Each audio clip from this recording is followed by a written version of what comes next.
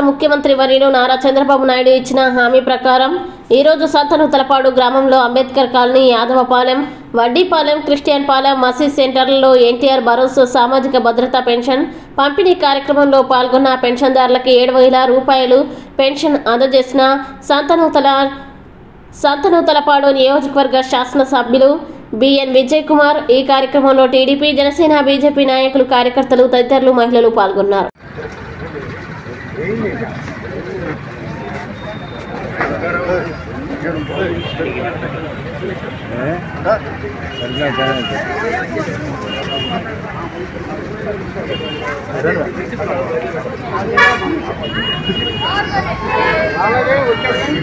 తిరుగుతున్నాడు